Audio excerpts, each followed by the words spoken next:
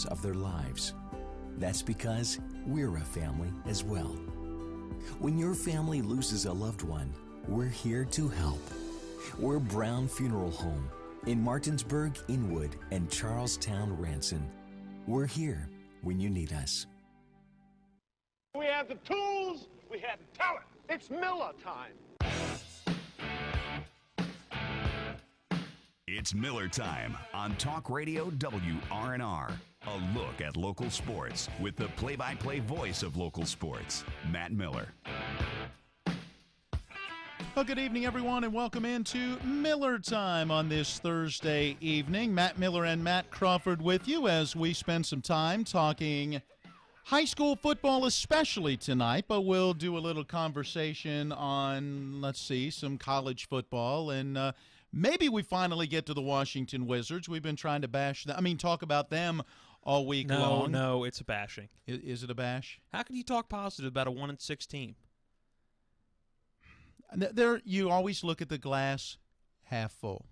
That's the thing you have to understand. The glass can't be half full if you're not a 500 team. At a 500 team, the glass can be half full or half empty. Right now, the glass is 1/7 empty. Come on.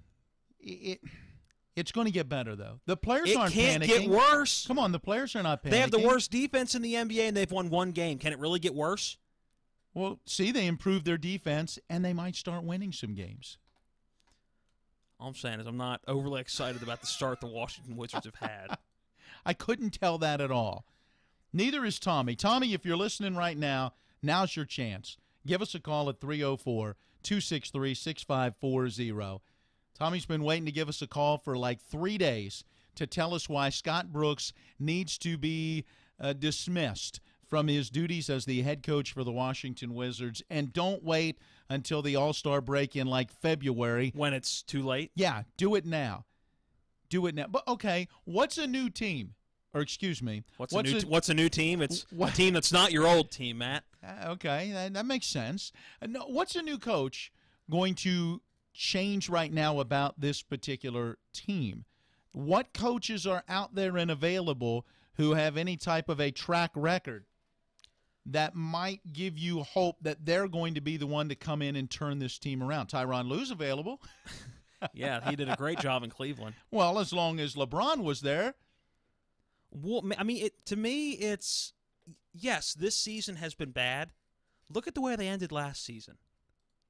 Squeaking in the playoffs at the 8 seed when most people expected them to be a top 4 team in the East, maybe even a top 3 team in the East. And those seem to be the same expectations everyone came into this year with. Yeah.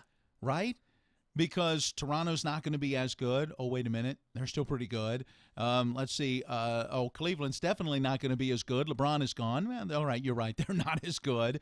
But you had up-and-coming Philadelphia. You had the rise of the Boston Celtics. So, okay, the Wizards, maybe they could be in that top 4. Not right now. I was going to say, they got to start playing defense and start winning. Right. Winning is key to actually moving up in the standings. Is that how that works? I'm thinking so. And right now they're hanging out with the Cavaliers in the basement. Well, and that's the thing. You hate this early season hole because right now you got to go on a 5-game winning streak, 6-game winning streak. Just to get to 500. Yes.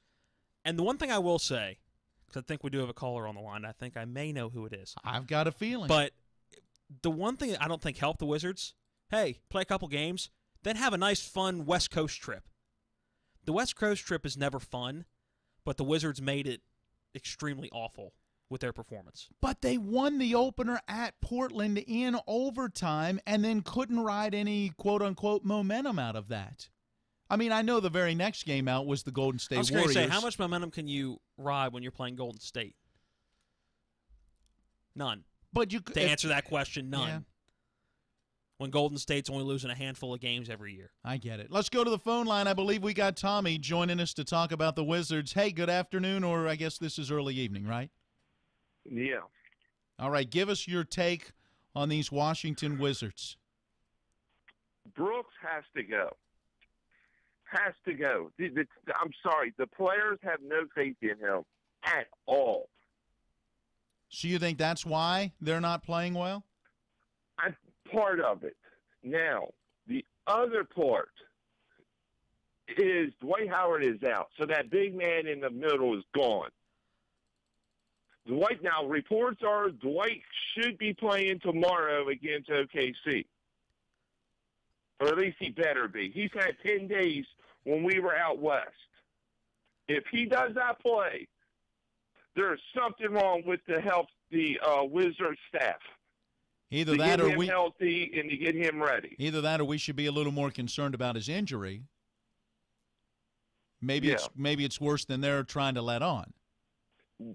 I'm going to tell you the head coach that I want. Mark Jackson. He's got experience. He's played in the league. He's coached in the league. Is he a defensive-minded guy? Can he turn their defense around? Yes. The last game they played was Memphis.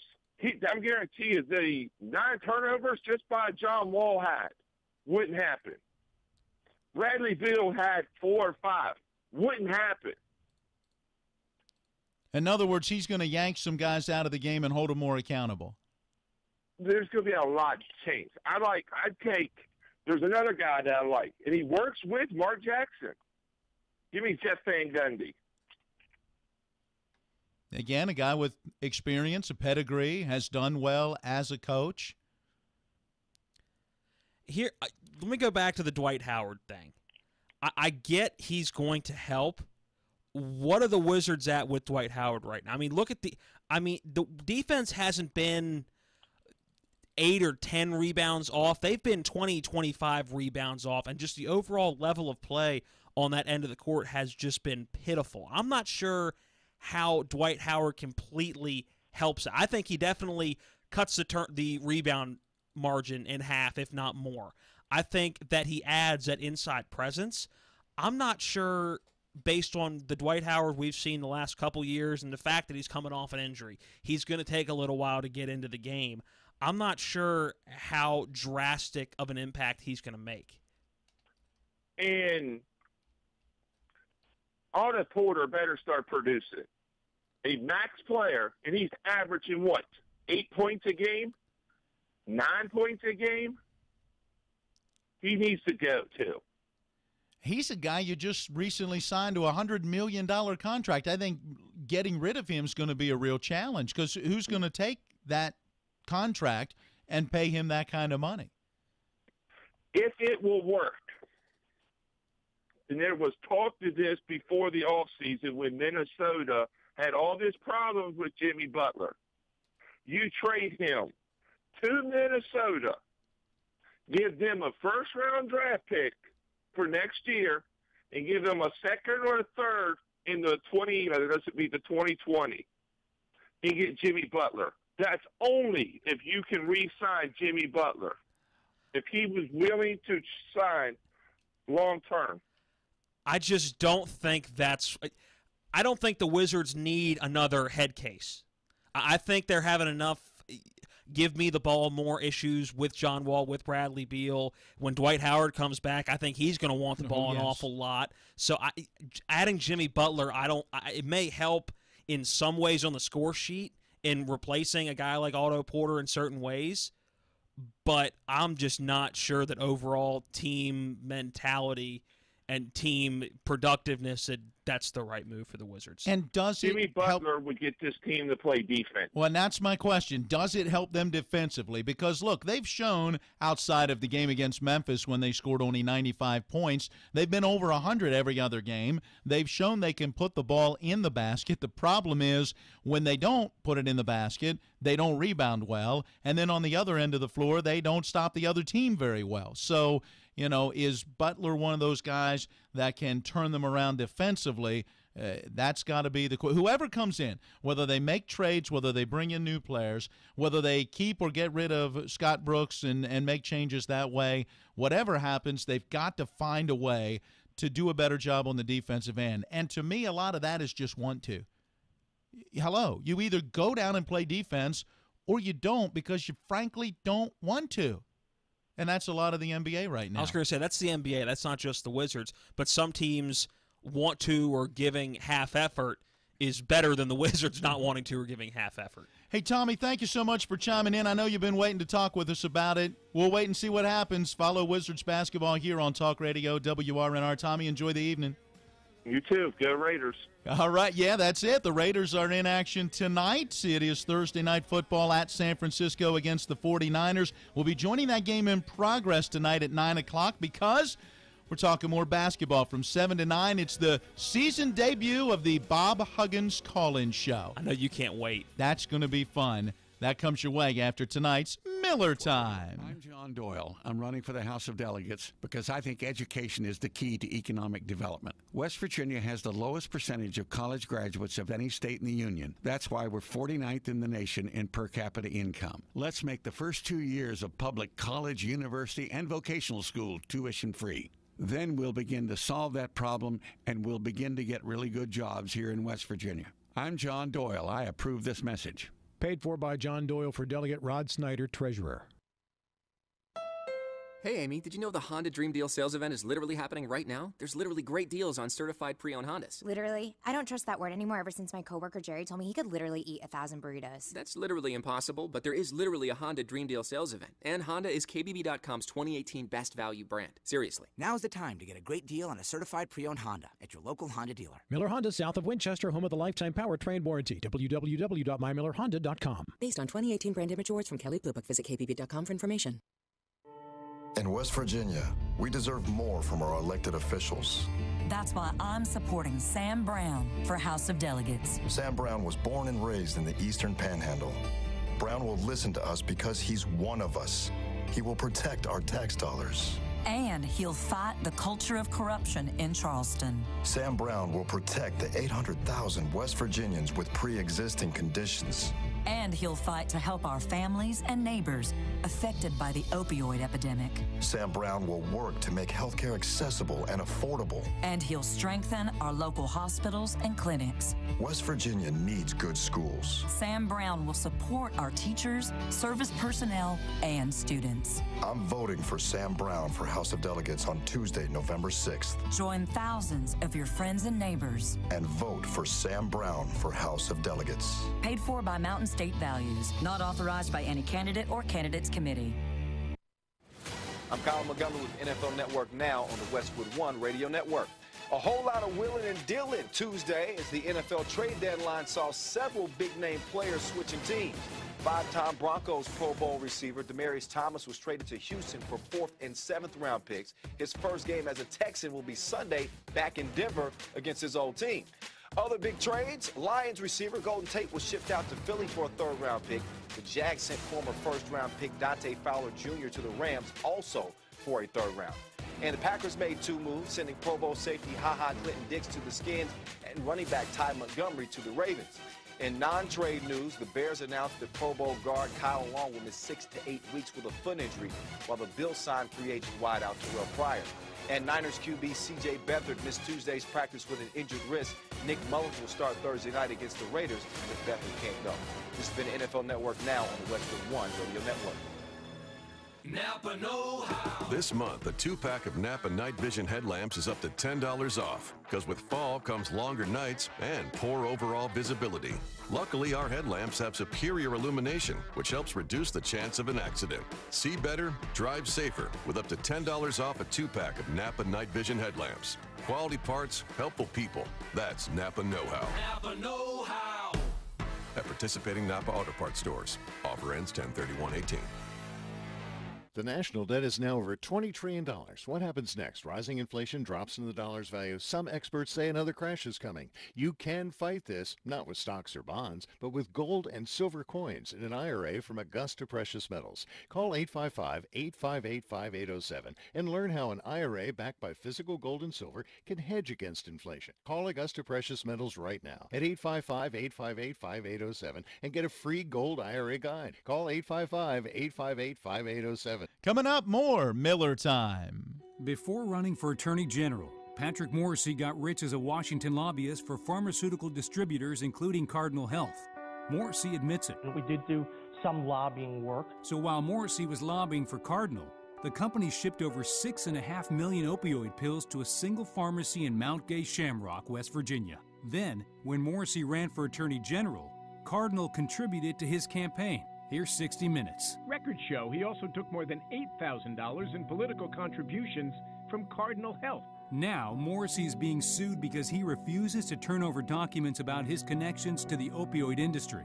He doesn't want West Virginians to know that he settled for pennies on the dollar with the opioid companies that his family's lobbying firm made millions off of. Patrick Morrissey is still taking care of the drug companies and covering it up. I'm Joe Manchin, candidate for the United States Senate, and I approve this message. Paid for by Manchin for West Virginia. The liberal mob is on the loose, crushing free speech and attacking supporters of President Trump.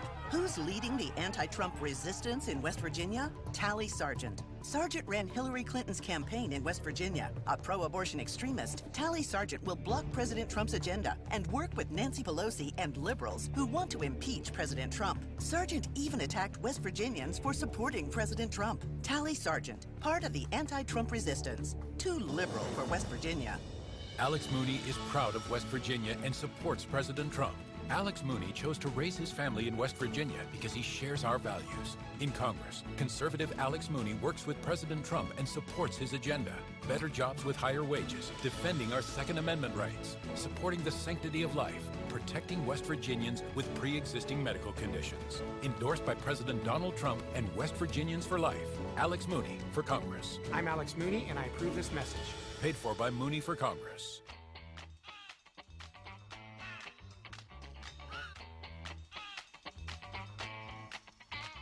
And we welcome you back in to Miller Time on this Thursday evening. Along with Matt Crawford, I'm Matt Miller. If you'd like to join the program, we do invite telephone calls. You heard Tommy earlier. Our number's 304-263-6540, 304-263-6540. We'll squeeze you in as we can here this evening, as this is a pretty busy evening. Thursday night is always our time to start talking EPAC football heading into the weekend. And, wow, look at the calendar. Look outside at the leaves changing.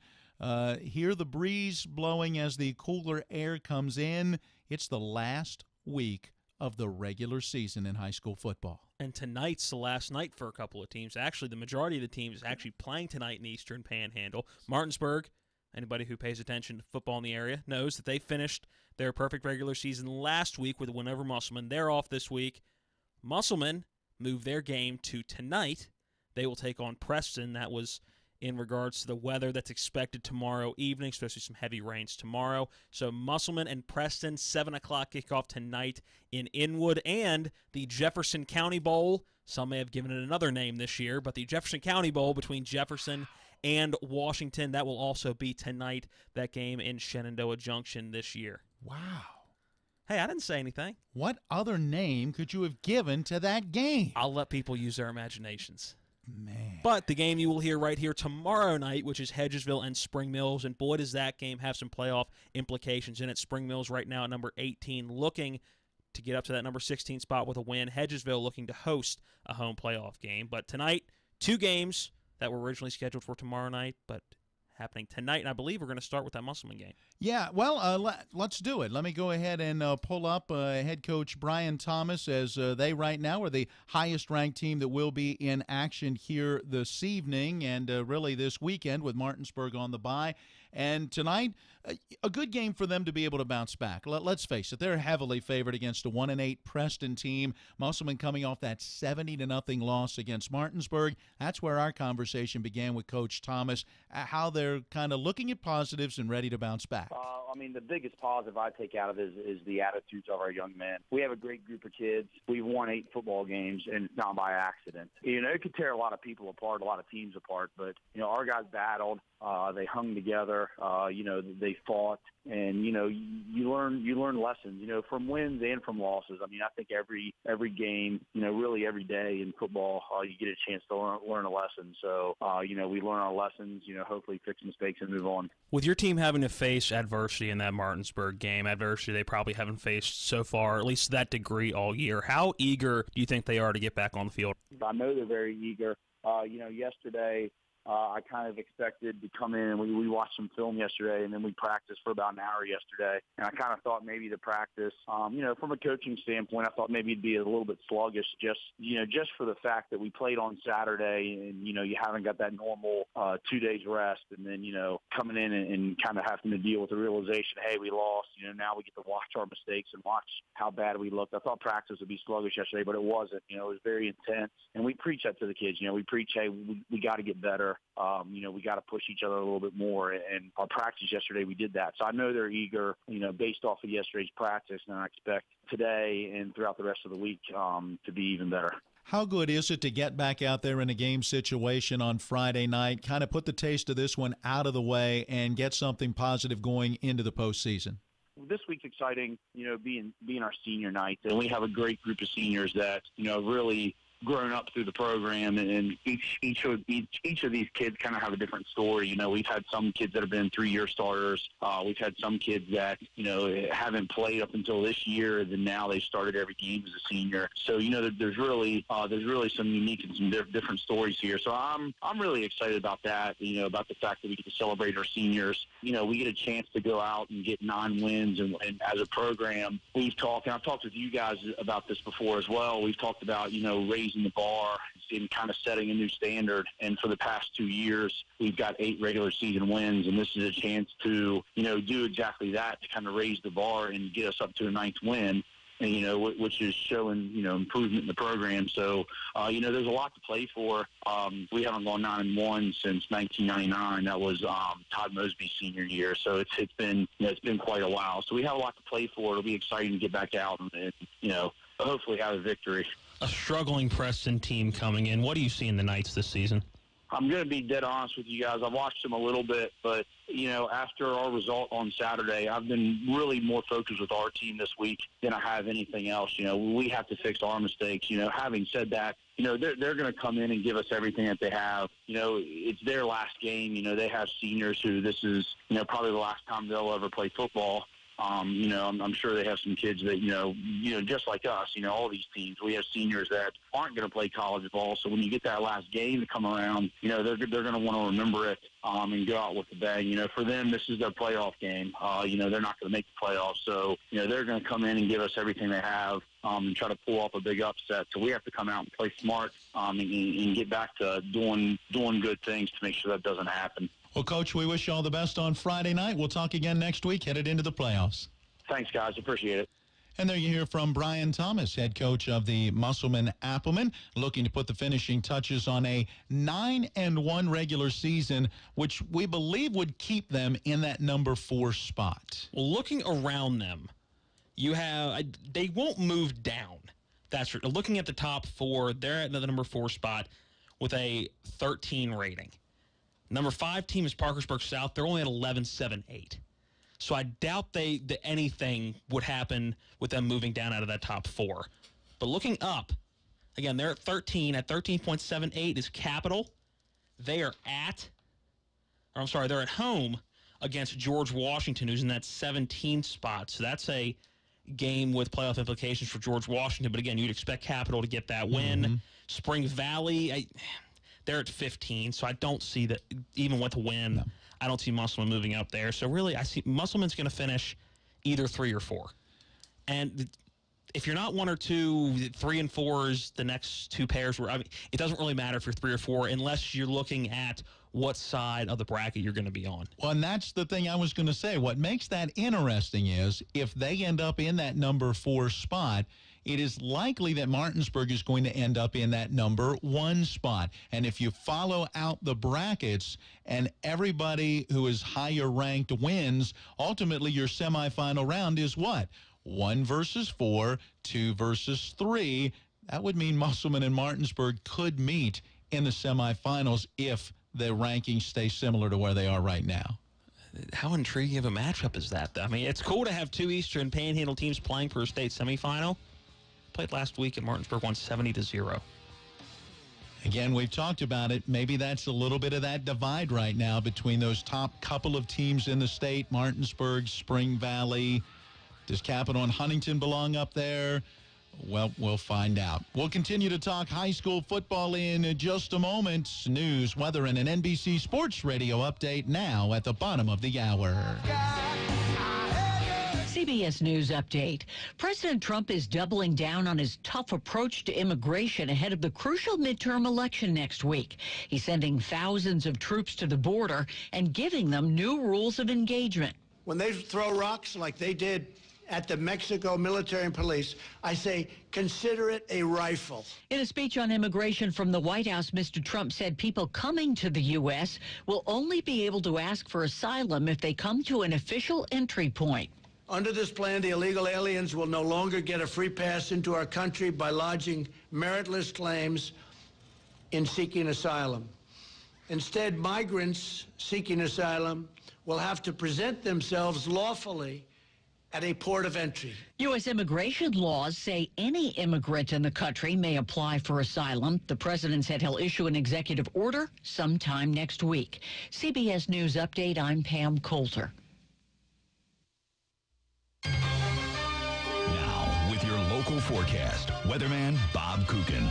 Lots of cloud cover across the eastern panhandle this evening. A few showers beginning to develop, but they become more numerous through the overnight. Temperatures headed to a low of 62 first thing in the morning. Very mild Friday, highs in the 60s all day, up to about 68 degrees. Showers expected, a couple of thunder showers not out of the question. Those will linger through the evening. Rain ends on Saturday with highs in the mid-50s.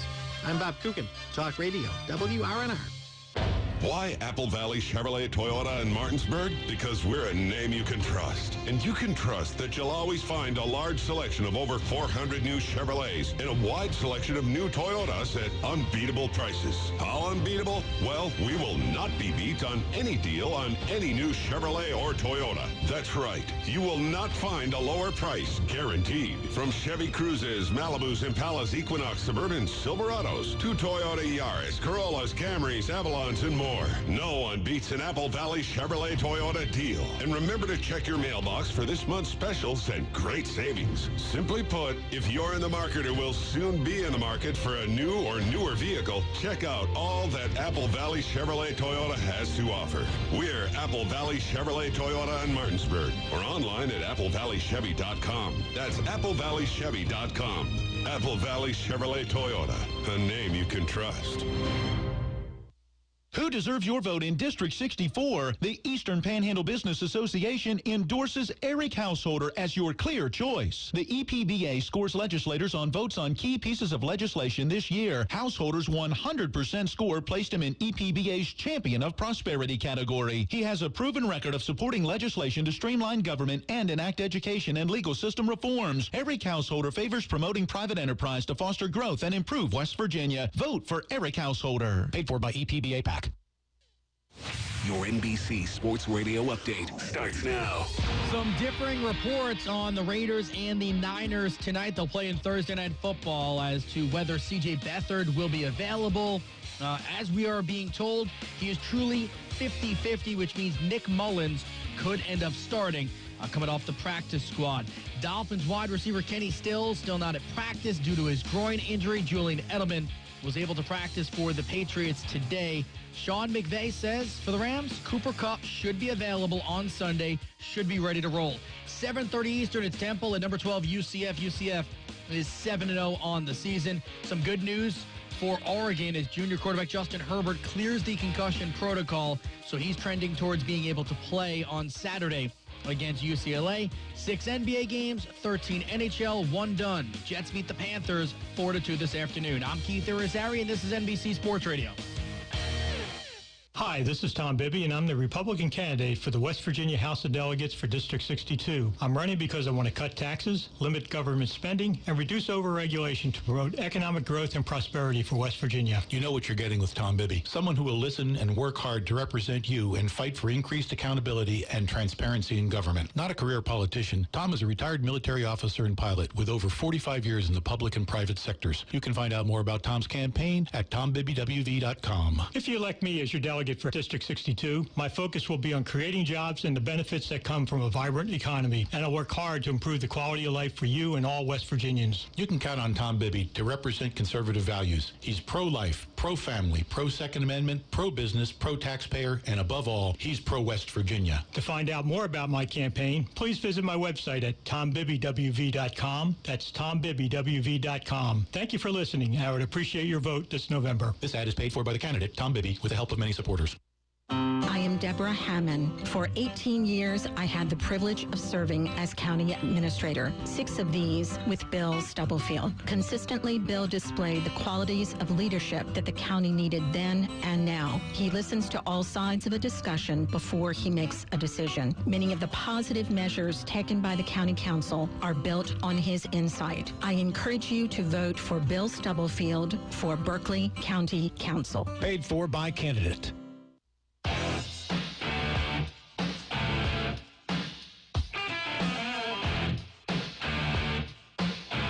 And we welcome you back into Miller Time on this Thursday evening.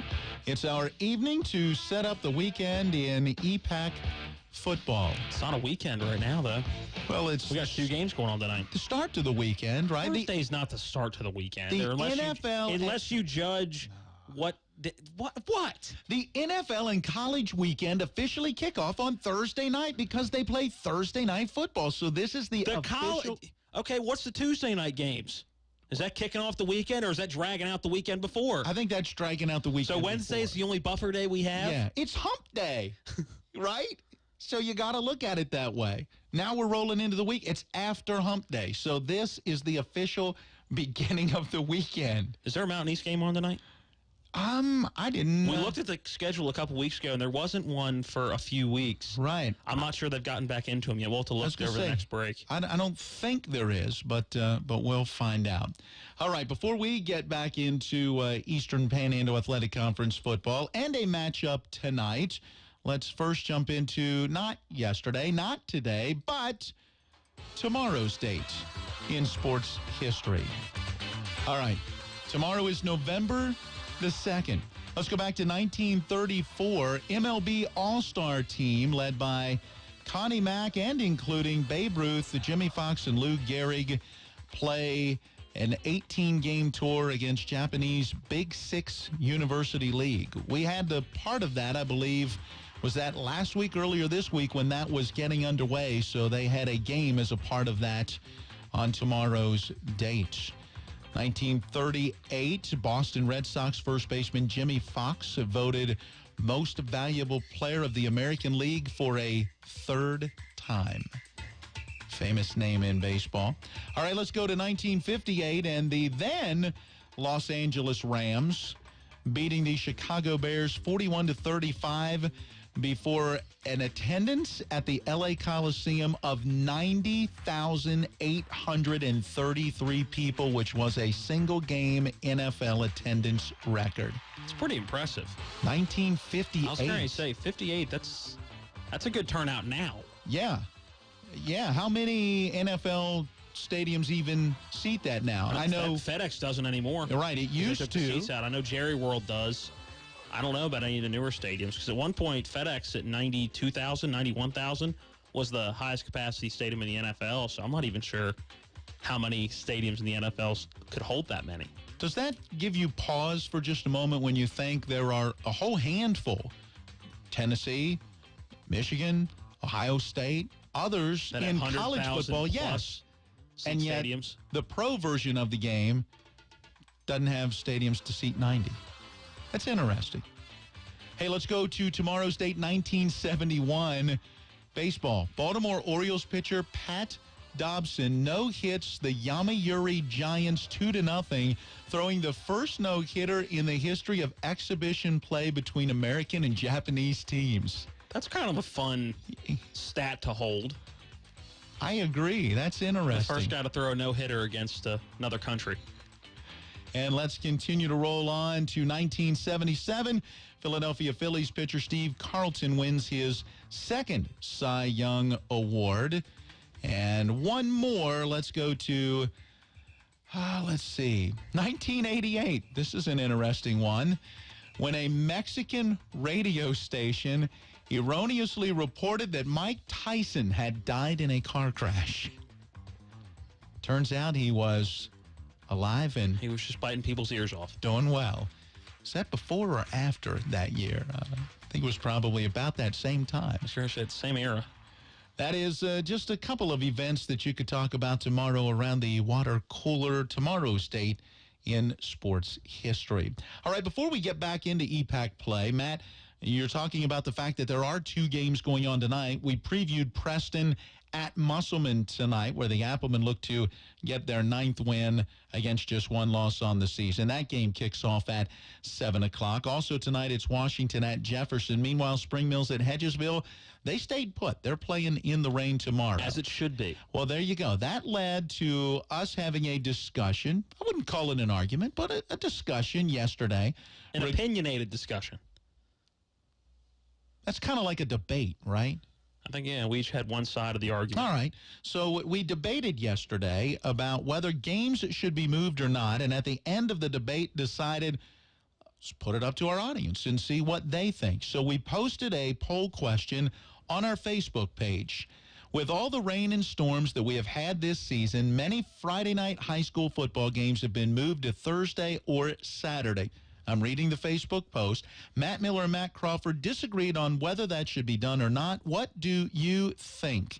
So far, we've had 72 people cast a vote, and someone just cast one because a moment ago it was not even, and right now it's 50% each. Really? So someone just cast a vote that evened it up. 50% out of the 72 votes cast say Friday, rain or shine, and 50% say move it due to the weather. This is the first time we've put something up online that's been dead split like this. Right. So apparently a very controversial issue. And you still have time. This poll will remain up for 6 days. So we'll try to keep it in the back of our minds to check it by the end of next week as we're getting into the weeks of the playoffs when, guess what? You don't have a choice. Yeah, games won't be moved unless the WVSSAC allows those games to be moved. They set the times. But the team that is traveling also has the choice of when they want to play. But so in a way, I mean, you have the 3 time slots. You have Friday night, and Saturday during the day. So you can look at the weather and say, hey, we're going to play Saturday, and it won't be considered moving the game, but in a way it'll be accomplishing the same goal. Let me read a couple of comments that were posted with the survey. Definitely move it if it's because of thunder and lightning for safety of the players and attendees. I understand that. But should stay the same, this person wrote, just for some rain showers. Bingo. All right.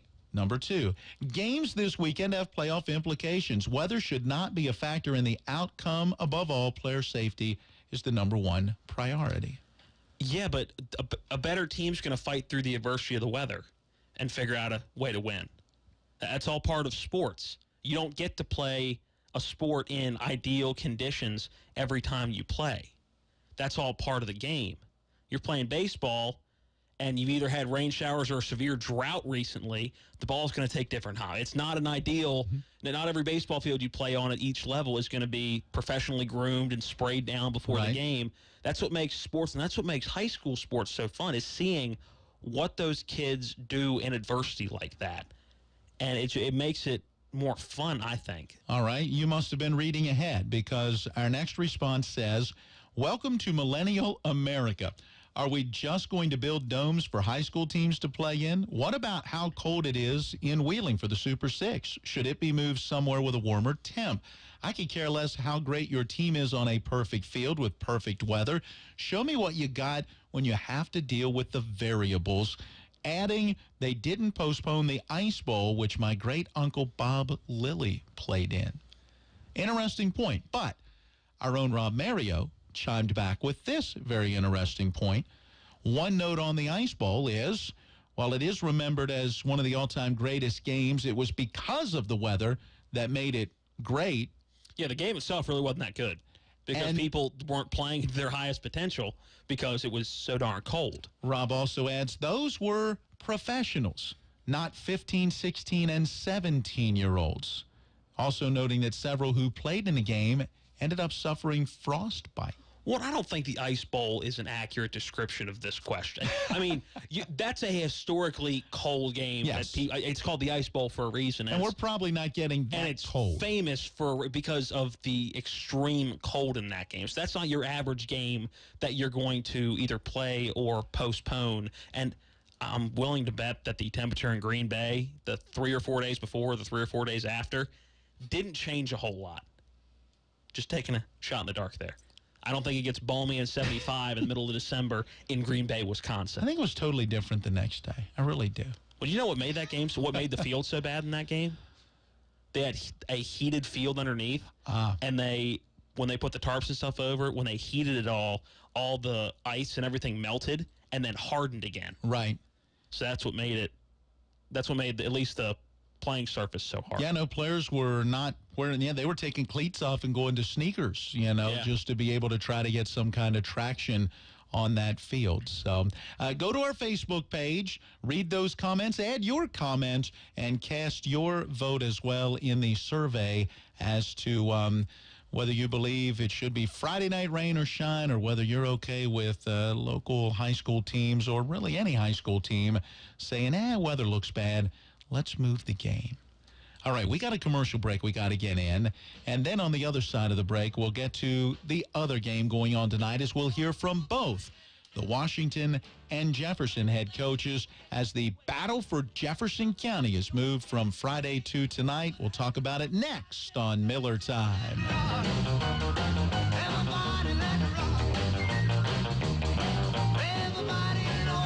John Doyle. I'm running for the House of Delegates because I think education is the key to economic development. West Virginia has the lowest percentage of college graduates of any state in the union. That's why we're 49th in the nation in per capita income. Let's make the first 2 years of public college, university, and vocational school tuition free. Then we'll begin to solve that problem, and we'll begin to get really good jobs here in West Virginia. I'm John Doyle. I approve this message. Paid for by John Doyle for Delegate Rod Snyder, Treasurer. Fire off this season with Sunfire Energy Solutions. When it comes to gas, wood, and pellet fireplaces, stoves, and inserts, we've got it all. Quadrafire, Harmon, Heat and Glow, Vermont Castings, and much more. Come by and see the 3,000 square foot showroom located in downtown Martinsburg with hundreds of outdoor amenities to choose from. Are you already dreading the expected heating bill increases? We can help. Sunfire Energy Solutions is your total energy experts. Find out more on Facebook and sunfireenergysolutions.com or stop by the showroom today. In West Virginia, we deserve more from our elected officials. That's why I'm supporting Sam Brown for House of Delegates. Sam Brown was born and raised in the Eastern Panhandle.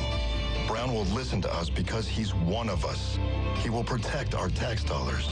And he'll fight the culture of corruption in Charleston. Sam Brown will protect the 800,000 West Virginians with pre-existing conditions.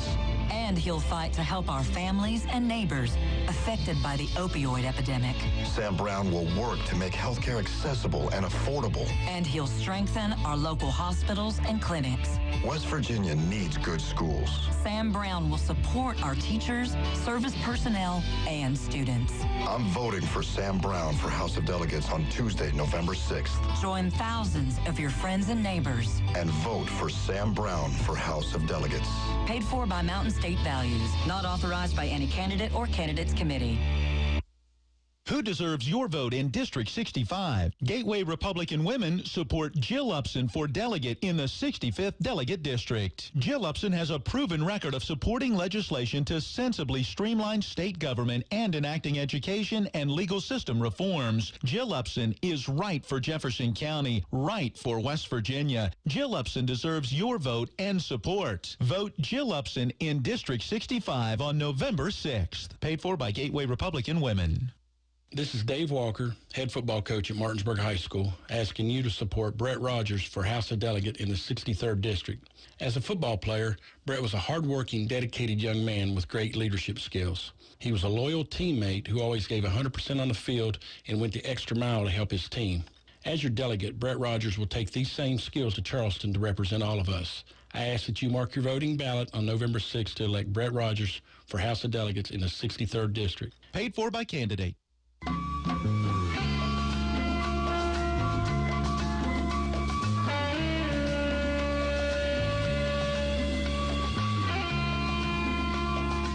And we welcome you back into Miller Time on this Thursday evening.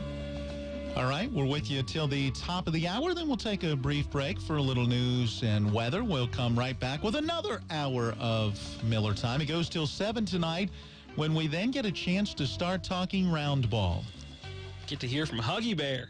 Huggy Bear, the inaugural, the debut for this season of the Bob Huggins Show. I was going to say, it's not quite the inaugural. They've done it before. They have done it before. But for this season, you are correct. Yep, so the first chance to hear from the coach and get his thoughts. You know, what is he thinking about this Mountaineer team heading into an exhibition game against Penn State on Saturday? What are your thoughts? On the Mountaineers? Yeah. I mean, I know their season's right around the corner, and we'll talk about it a little bit more as the season gets closer. But, I mean, you lose Javon Carter. Mm-hmm. You lose really your team leader, the guy who's going to be your number one at each end of the court. I mean, how big of a loss do you think that is? Huge. Especially on that defensive end. I mean, he was arguably and, in fact, awarded as the best defensive player in the Big 12. And so, you know, from that aspect. But Bob Huggins, you know, he's a good recruiter. He'll get good talent in. He's got to get him, though, you know, obviously to buy into his system of the defense, the Press Virginia, as it's known. Which took a while to get going last year. It did. They didn't start out defensively as strong as a lot of people were expecting. No, and again, because of putting some new pieces into place. The big thing this year is their big guy inside, Sagabal Konate. Yes. You know, I mean, he is a beast. And from things that I've read or seen, he'll be even better this year than last, which you would expect, right? I mean, he's still a young player when it comes to the game of basketball, and you know, the upside is very big for him. So that presence in the middle certainly gives him a great defensive presence in the half court, and even he can get down the floor in transition as well. So you just hope the perimeter defense can step up and fill in for what Javon Carter is not going to be able to bring this year. Yep. And you lose a couple of young guys. Yep, and Daxter Miles, who you lost as well. And then, a couple of young guys who decided maybe they didn't fit well in the Huggies system. And so we'll see what happens. We'll hear more from the coach at 7 o'clock tonight. All right, let's preview Washington at Jefferson, the Battle of Jefferson County. Going on tonight, let's start with the Patriots. 0-9 coming into tonight's game. They beat Jefferson last year. It was one of their 3 wins to end the season last year, won 3 of their last 4. Different Washington team this year, different Jefferson team this year. Jefferson has a few more athletes than they had last year, and quite frankly, Washington's size just isn't there. Mm-hmm. So I think it's going to be a tough game for them. But again, it's a rivalry game. Your teams that combined are 1-17. So anybody's got a shot in this one. And when you say size, you're not only talking about the size as far as not a lot of big players, but not even a lot of players, period, right now for Washington. Yeah, and looking back a couple weeks, I'm not sure what the numbers were last week, but I know against Musselman, they had 22 players dressed on the sideline. So overall size of the players, still young, a lot of sophomores and juniors on the team, but also just the overall size of that roster. Washington falling last weekend at home against Hampshire. We caught up with head coach Glenn Simpson and started our conversation with what he saw in that one. Well, I saw, we were able to compete for a period of time with Hampshire, and Hampshire showed exactly what I thought I saw on film. They're more talented than their record might indicate. They have a couple of young men who, their quarterback especially, is just a fast human being. And when he broke the line, he was hard to bring down. Your quarterback, Frankie Amore, last week, a pretty solid job passing the football, including a passing touchdown, ran for another. How have you seen him grow and develop this year? Well, Frankie, he's learning. He's very much figuring the scheme out. And last year he got a little taste at quarterback, but he's seeing that it's a pretty intense position to be in charge of the operation of the whole offense, and he's done a fine job of growing in his understanding of the scheme and the techniques that we want him to hone and perfect, and the future's very bright for this young man. A rivalry game coming up Friday night with Jefferson. What do you see in the Cougars this year? Well, again, I see another team that is a talented football team.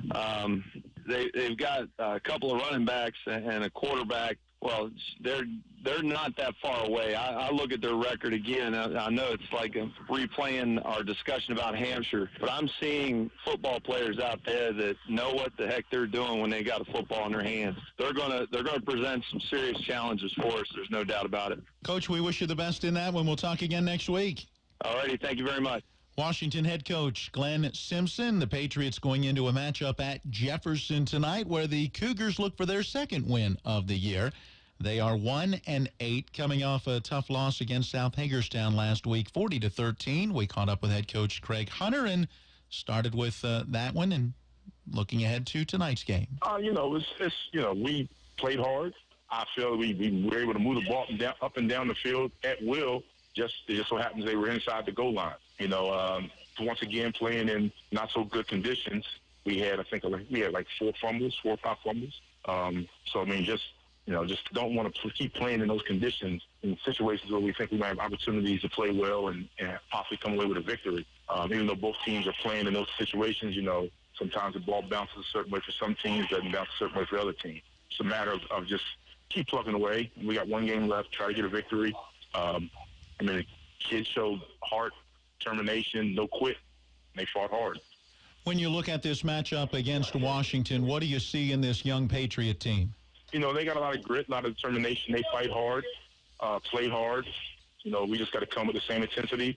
Just because they're young, don't take them for granted. We stand on the other side of it. So, we got to play hard, play with a lot of grit and determination also, and match their intensity for the last game of the year.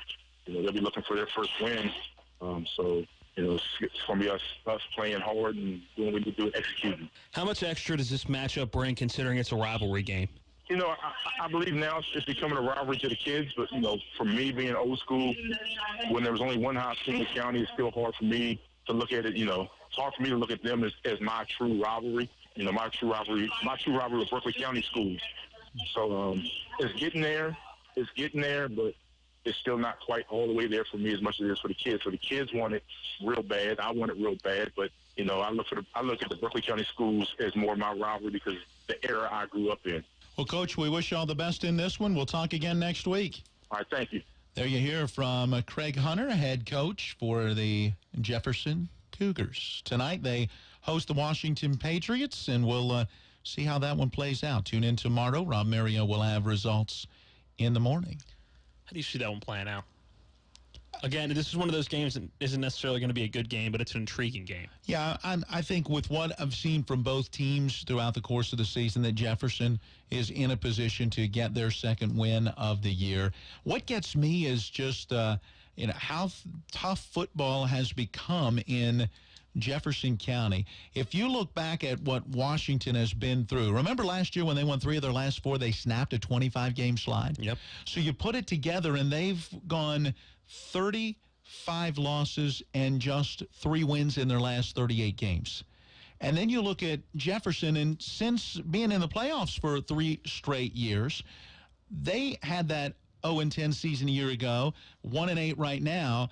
They have lost 19 of their last 20 games. So you combine it and say varsity football in Jefferson County in their last 62 games has 4 wins and 58 losses. It's sad, one thing, but it's interesting because there's athletes. Yes. So, is it a case at Washington where the athletes just aren't going out for football because of how bad the record has? And really, you look at that program, there's really only been 1 or 2 years, period. 1 playoff year that so program far has been competitive. So, and Jefferson, they've got athletes on that team. It's just a matter of getting them. I don't know if it's even buying into the system, but just getting them to play as a team and getting the team to play around them. Or catching a break here or there. And we'll find out if they catch one of those tonight. Stay tuned for more Miller Time on Talk Radio, WRNR Martinsburg. CBS News on the Hour, sponsored by TheraWorks Relief.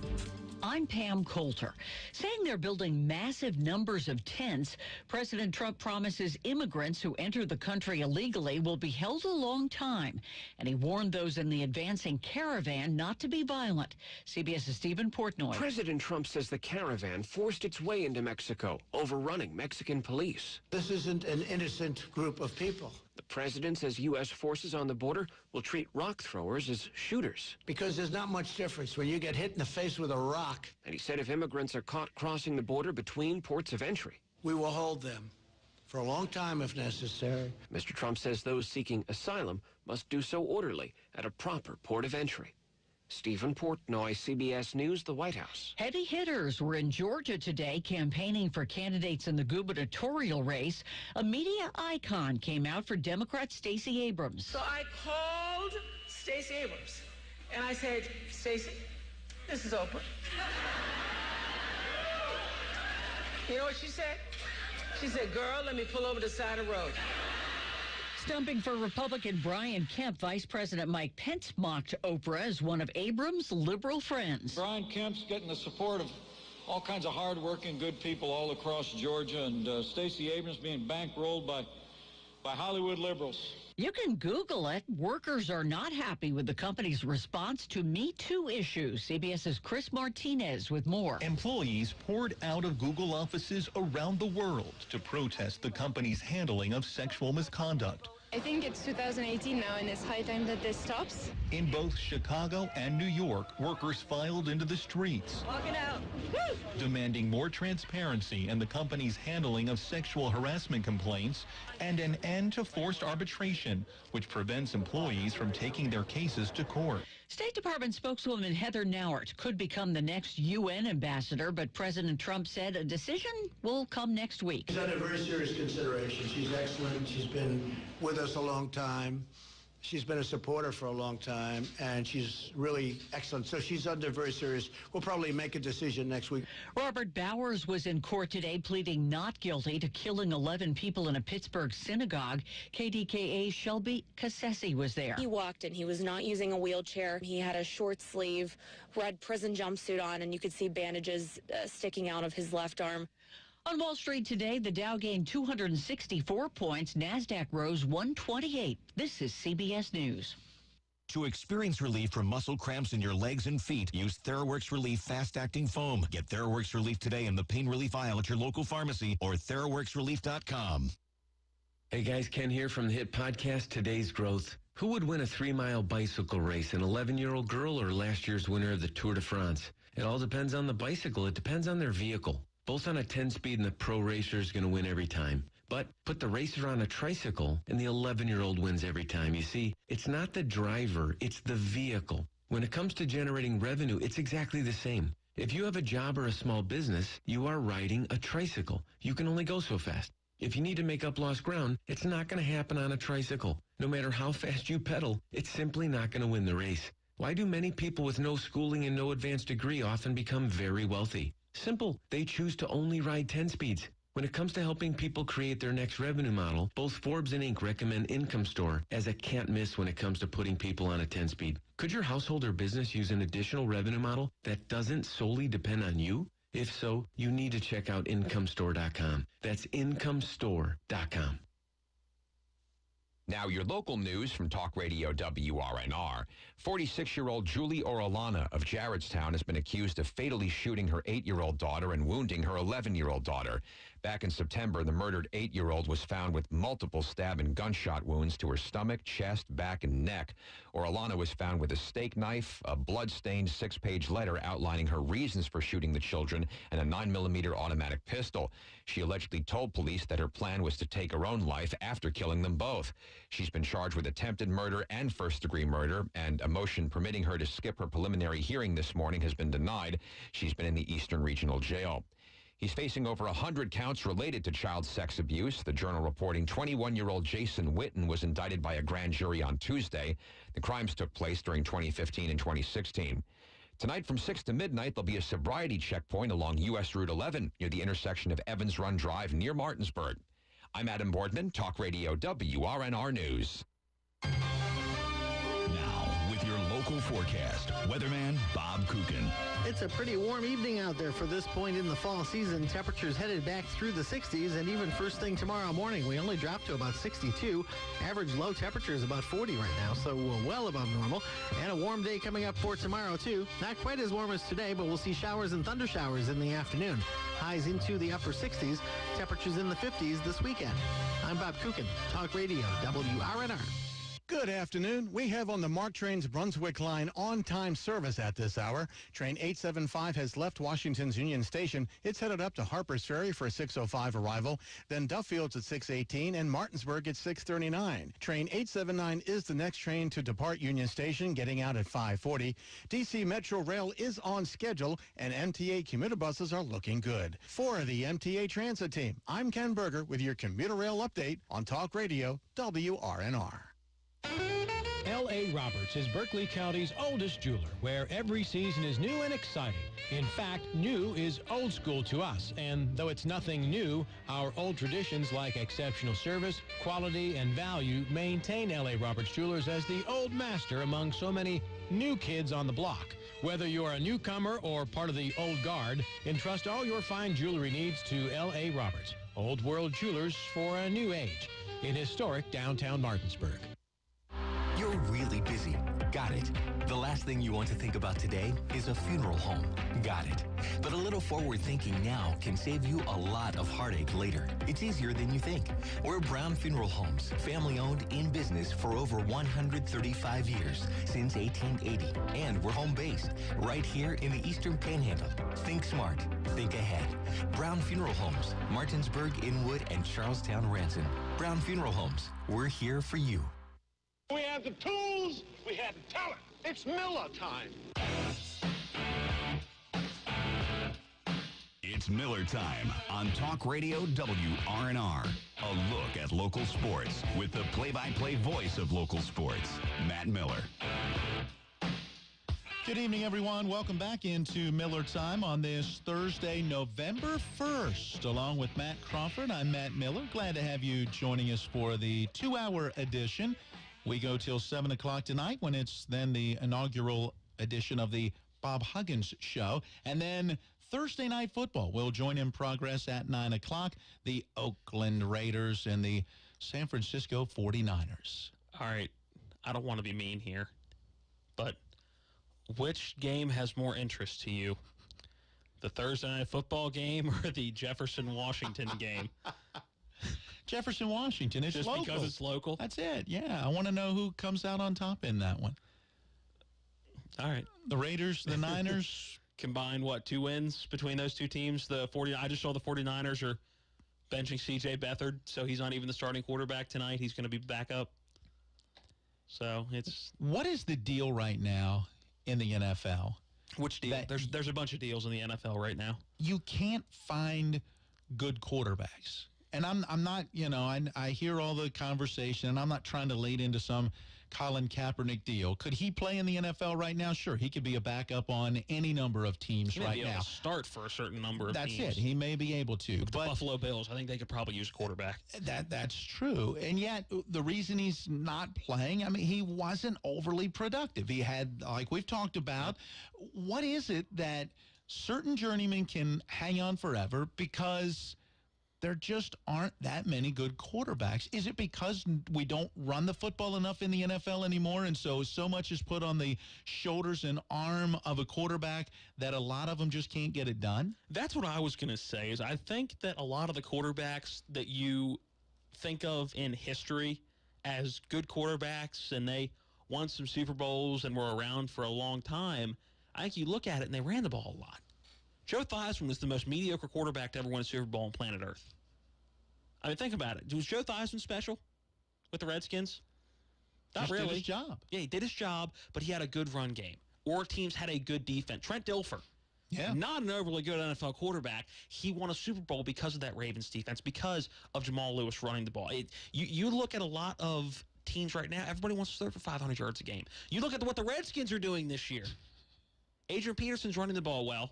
They're winning games. Again. And they're playing good defense. Yes. And the 5 games that AP's run for 90-plus yards and mixed with a top 5 run defense and an overall top 5 defense when it comes to opposing offenses. And the Redskins have won 5 games. And the passing game has been mediocre at best in certain games. Some games have just been flat out bad. By the way, I have to go back. You mentioned Trent Dilfer. I read an article the other evening about on Trent Dilfer? About Jameis Winston and the Buccaneers. And the article mentioned that apparently the Bucs in their history since 1976 have drafted 25 quarterbacks through that time. And not one of those drafted quarterbacks signed a second contract with the Bucs. So Wow. they brought him in, signed him to the initial deal, and at some point went, now this guy's probably not the guy. And this article was saying Jameis is probably going to be number 26 in that mix, that he will not be back with Tampa, that they've kind of given up. And I understand, as a Buck fan, I've given up. I'm anxious to see who comes in next. But then the article went on to say, but remember that 3 of those former quarterbacks who didn't get to sign one of those deals went on to win a Super Bowl with another team. Okay, Doug Williams, Trent Dilfer. And hold on, is it I'm trying to think. Off the top of my head, I'm You're going to struggle for the third? I was going to say I'm drawing a blank in that article too, because I knew the 2 easy ones were Dilfer and Williams, and I'm trying to think of who that third one was. I'm trying to think of what other quarterback was drafted by Tampa that was that went on decent at all in the NFL. But anyway, just kind of another fascinating fact about Tampa Bay. And how does that? I wonder how that number compares to the Cleveland Browns.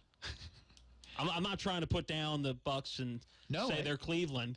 They are. But, I mean, they're in that level right now. They are, yes. But, I mean, the history of, all right, how many quarterbacks have the Cleveland Browns had since 1999 or whatever it is? Just as Buck fans, we don't cover our whole head. We just put on eye patches. Yes. Ba-dum-bum.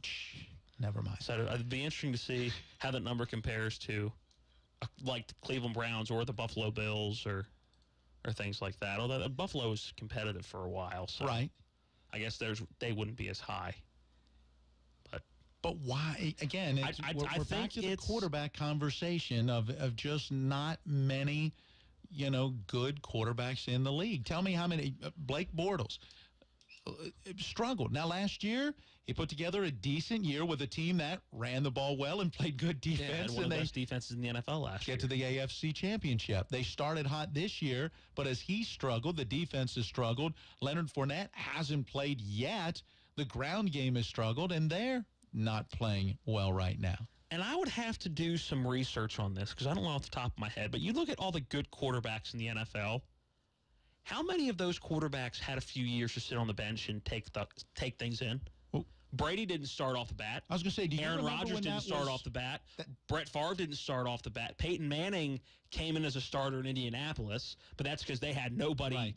Who's he going to learn from in And it Indianapolis? still when he took comes him a in? couple of years. Yeah, his first 2 or 3 years were awful. I mean, absolutely atrocious. If he would have been good those first couple of years, he would have had every passing record by yards, and it would have been astronomical to try to catch those. But you look at, think Aaron Rodgers sat behind Brett Favre. Brett Favre sat behind, was it Janikowski? What? I'm trying to think who it was somebody who had been in the league a while, was a journeyman quarterback in Green Bay. Tom Brady, it wasn't for long, but he still sat behind a guy who was a very good quarterback in Drew Bledsoe. Right. Drew Bledsoe, same thing in Dallas, as much as I don't like. Tony Romo was a good NFL quarterback. He didn't have good postseason success, but he was a good quarterback. What did he do? He sat behind Drew Bledsoe for a couple years. So I think, while, yes, I would blame the lack of running or wanting to run the ball in the NFL because it's not flashy. Although I'm telling you, somebody look at that 65-yard Adrian Peterson run and tell me that wasn't exciting as a Redskins fan. I'll take that over a 50-yard bomb any day of the week just because everything that goes into it. Yeah. But I think it's not being able to run the ball consistently for the most part. Again, there's some teams that do. Year in and year out, they're good running teams. But I also would think that lack of prep for some of these quarterbacks has got to be involved too. Because, okay, here, you're jumping in, you're going to be our starter. Okay, I've never played in the NFL before. There aren't 32 people in the world that can do this at a high level right now. Right. And you expect me to just be able to jump in and do it like it's nothing? No. Right. I think it helps when you can sit behind a quarterback who knows what he's doing. You can learn from him. You can study what he does. You can ask him questions. I mean, it's one thing to jump in and be a starter and have a veteran backup behind you, because that's what a lot of teams are starting to do now. It's okay, we'll just have a veteran backup behind him and just kind of help him a little bit. Okay, well, that's nice and all, but what are you learning off of? What he's telling you to do? A coach can do that. Let me ask this. When it comes to how the quarterback is playing and the fact that we're not seeing the running game go the way that it is supposed to, is it defenses and defensive coordinators recognizing the lack of good quarterback play, so they're stacking the box and therefore teams can't run? Or is it something that teams just don't do it enough, so the run blocking is not that good? I don't understand why more teams can't run the ball well in the NFL. I think it's a lack of commitment to the run, to be honest with you. Yeah. At least that's what I would think. Yeah, you hand it off and gain 2 yards, hand it off, gain 2 yards, hand it off, gain 3 yards, and go, okay, I'm done running. Yeah, teams are impatient. Yeah. 2, 3, the occasional 6, that adds up. And that makes the defense not be able to put 8 in the box or be able to just drop guys in coverage and rush 3 where you're not going to be able to find anybody or blitz them out the yin-yang and you get 7 sacks like the Redskins had on Eli last week. But I think it's teams not willing to give the run game time. Because, again, it's not flashy. Right. There are very few amount of true football fans like sitting in the stands and watching your running back go, all right, 3-yard gain, all right, 2-yard gain, that sets up a 3rd and short. First down. Yeah. 7-yard out pattern, first down. Okay, then you're going to break off those 6, those 8, those 14-yard runs. But you're also going to mix them in with, okay, he lost 2 on that one. Okay, so, over 2 carries, that you're looking at a 10-yard gain. A lengthy 12-play drive that results in a touchdown is an exciting drive. And keeps the other offense off the field and makes the defense tired. Going back to some high school football after this timeout. Part of this timeout, our Mountaineer Report with Tony Caridi. Then it's more Miller Time. Larry Kump for delegate. Vote Larry Kump. Larry Kump shares our values and stands up for what's right. He is a liberty-minded, battle-tested conservative who is careful with our tax dollars. Larry Kump stands for integrity, accountability, and transparency. Having previously served as a delegate for District 59, Larry Kump is uniquely qualified to represent the interests of our community and our families. Visit LarryKump.com for more about his quest for responsible government. I'm Larry Kump, and I authorize this message. Paid for by friends of Larry D. Kump. This is John Hardy. I'm a lifelong resident of the Eastern Panhandle and a small business owner. I'm running for the West Virginia House of Delegates in the 63rd District. I'm a fiscal conservative who will look out for your money and how it is spent in Charleston. I believe in tax reform and comprehensive tax review. I will be your watchdog for waste, fraud, and abuse in state agencies. I am dedicated to working to find long-term solutions for education, our drug epidemic, and moving West Virginia forward. I'm ready to serve, ready to listen, and ready to work. To my neighbors in the 63rd, let me be your voice in Charleston. Vote John Hardy, November 6th. John Hardy for WVDelegate.com. Judge William Thompson is the only experienced circuit judge in the race for West Virginia Supreme Court Division II. Judge William Thompson has been recognized by the White House for his work with drug courts and has proven solutions to the opioid epidemic. He's battled to protect children and reunite families. Judge Thompson cares about all of West Virginia, not just Charleston. On November 6th, vote for Judge William Thompson. Paid for by William Thompson for Justice Committee. Mary Prim, Treasurer. He can beat you with his arm and his feet. Hi, everybody. I'm Tony Caridi, and that story is coming up on today's Mountaineer Report, brought to us by Kroger, the official grocer of WVU Athletics.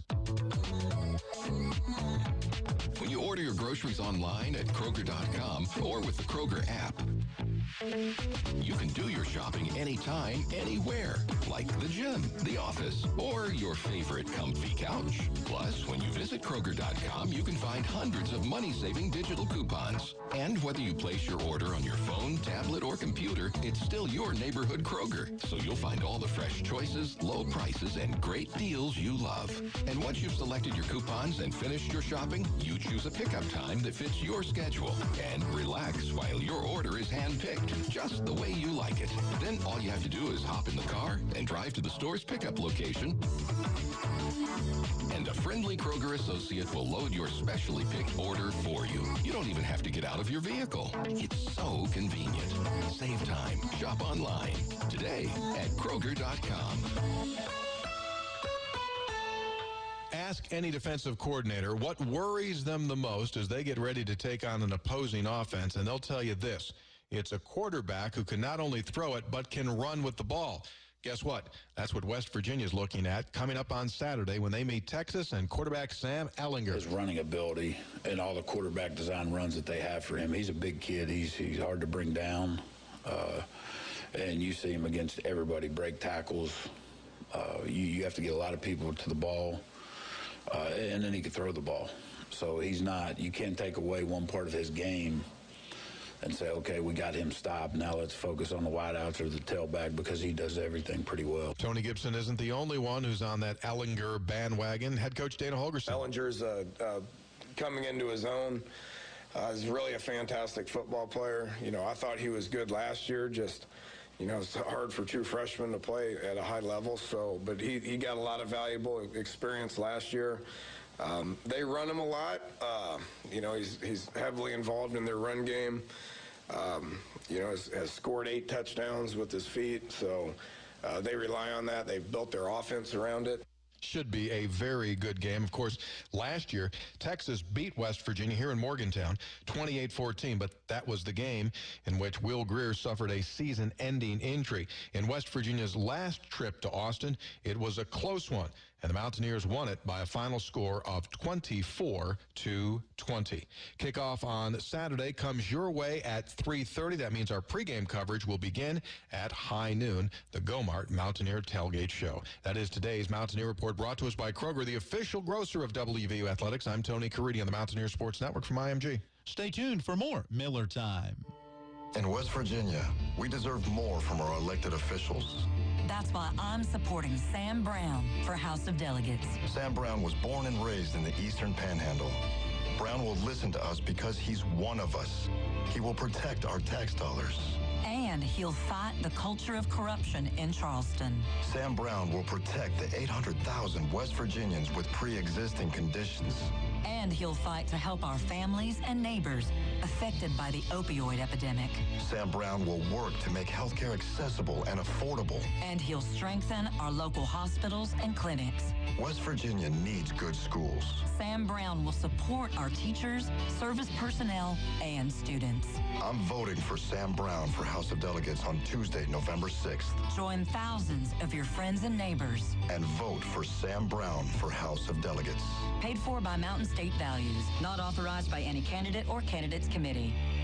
It's a death sentence for infants. Tally Sergeant supports abortion right up to the very moment of birth. It's shocking, shameless, and heartless. Tally Sergeant supports abortion on demand with no restrictions at all, even for underage girls. A liberal, pro-abortion extremist, Tally Sergeant's views on abortion are shocking and extreme, and that's why she's wrong for West Virginia. It's official. West Virginians for Life have endorsed conservative Alex Mooney for Congress. A pro-life champion and family man, Alex Mooney is a leader in the fight to protect the lives of unborn babies. In Congress, conservative Alex Mooney co-sponsored legislation to end taxpayer funding for abortions. The lead sponsor of the Life at Conception Act, Alex Mooney believes all life is God-given. That's why he defends the sanctity of life. Congressman Alex Mooney, working for West Virginia. I'm Alex Mooney, and I approve this message. Paid for by Mooney for Congress. I'm a real wild one. Wild one. Wild one. Wild one. Along with the Wild One, I'm Matt Miller. Matt Crawford on the other side of the table. You're the Wild One, right? Sure. Sure. Welcome back into Miller Time. Time to get back into some high school football. A matchup you will hear right here and see on TV 10 tomorrow. Matt Crawford will have the play-by-play. Mike Jacobs, the color commentary. I'll be hanging out, keeping some stats, and may join you at halftime and in the postgame. We'll see how it all plays out as Spring Mills visits Hedgesville, and this game now has a ton of meaning. A bunch. Looking at it from the Spring Mills side, they're number 18 in this week's rankings. They're 2 spots out of that number 16 spot, which is that magic number for getting into the playoffs. And that 16, 17, 18 team within the Mountain State all separated by less than 0.7 of a point. So a big win for Spring Mills would be even bigger, not only finishing at 500, but would most likely at least put them within a few points of a playoff berth, depending on who wins and who loses in that 16, 17, 18 matchups. And then for Hedgesville, they're fighting for a home playoff game. Mm-hmm. They're right now at the number 9 spot in the WVSSAC playoff rankings. So they want to host another playoff game. They hosted a playoff game last year for the first time in a very, very long time at Moomall Stadium. So they want to do that again this year, and they need a win to do it. Well, let's start our conversations with the visiting coach, Spring Mills head coach Chad Williams. The reason they're in this position is because they scored what you'd have to call an upset win over North Hagerstown last weekend, 32-9. We asked what he saw from his team in getting that win. I thought we showed probably more resiliency than we have at any point this year. We got down early. I think they scored the first time they had the ball, and then we turned it right over deep in our own territory. And, rather than just allowing them to score again, we buckled down. I believe held them without a first down there and forced them to kick a field goal. And even then down 9-0 early, then we kind of kicked it into gear. Defense played excellent the rest of the way, helped them to under 100 total yards, which is always a good thing. And, offensively, we got things going a little bit. Obviously, Evan, having had a week of practice, being the full-time starting quarterback, and I think helped a lot. He's gotten some reps here or there throughout the year, but, now that he's actually practicing as the guy, he was able to do a little bit more. We ran the football very well. I was pretty excited all the way around it in what we did, but, you also got to, keep in mind that was one that we needed, and we knew that we needed it. So I think we, took care of business and did about what we expected. How much more gratifying is it knowing that the team came out and performed like that in a must-win game? I think we saw a lot of character out of our team, I think especially after we got down early. There was no finger-pointing, anything like that. We got down early, we sucked it up and said, all right, it's time to play ball. We have to win this game. And, rather than getting down on themselves when that situation occurred, they battled and, showed the kind of performance you need to in a must-win game. Last week when we talked to you, it was not a good conversation about your defense. What was the difference this week in how your defense came out and responded? I think nobody likes hearing about it all week. They heard all week about, giving up 59 points, giving up 400 yards on the ground. They didn't want that to happen again this week, and, and it was definitely a night and day difference. Another must-win game for you on Friday night against the Hedgesville Eagles. What do you see in Hedgesville? Yeah, Hedgesville is very athletic. They've got some playmakers, and it's clear what they're doing. They're very good about moving those guys around and figuring out ways to get their playmakers the ball in space. They play surprisingly good defense. I think you don't hear a lot of chatter about their defense, but you look at their results, say for the Martinsburg game, and they've been excellent on defense this year. It's just and it's going to probably make it interesting this week, being that we're going to be playing more than likely in the rain and on grass as two teams that both like to throw the ball around a good bit. Coach, thank you so much for your time. We wish you all the best in this one, and we'll talk to you next week. All right, sounds good. Thanks for having me. There you hear from Chad Williams, Spring Mills head coach. His first season in AAA with the Cardinals after coming from East Hardy, and it's been a successful season. They've won 2 of their last 3, and a win tomorrow night at Hedgesville would have them at an even 5-5. They still may need a little help from prognostications that I have seen with some teams ahead of them losing games, but that possibility is there because some of those teams are playing higher-ranked teams. Well, right now, again, Spring Mills in that 18 spot, their rating is 6. George Washington, 6.11, as we heard earlier. They're playing number 3 Capital. So not an easy game. Not an easy game for Spring Mills at all, but also not an easy game for GW, who, again, is 1 spot above Spring Mills, number 17. And the Hurricane Redskins are playing St. Albans. That is a very winnable game for Hurricane. And if Hurricane wins, I can't imagine even if Spring Mill, although looking at the bonus points, and now Hurricane still got 15 bonus points. I think what Spring Mills needs is for Hurricane to lose and GW to lose and also get a win tomorrow night. Because I think it would be awful tough for Spring Mills to jump Hurricane if the Redskins are able to get a win over St. Albans, which is highly likely. St. Albans only 1-8 this year. All they can control is how they do. Let's see if they get it done tomorrow night. We'll hear from Hedgesville's head coach next on Miller Time. My name is Dale Pazinski. I'm 19 years old, and this is how I live united. I've always been kind of a computer geek, and I found a way to use those skills to help the homeless in my community.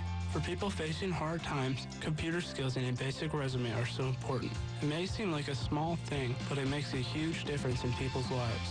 So with United Way, I created a program where I work with the homeless. Together, we go through their whole job history, write a resume, and then save it on their very own USB drive. We provide workbooks and training certificates. I even budgeted for cupcakes so we can celebrate as a class when one of our people gets a job. That's huge. When somebody says, "Hey man, that job that you helped me apply for, I got it." That's what living united feels like to me. My name is Dale Pazinski. I help people achieve financial. People are talking about WRNR. I love your station. I love you guys. You guys are the best. Talk Radio WRNR. Your local news, talk sports. CBS News update.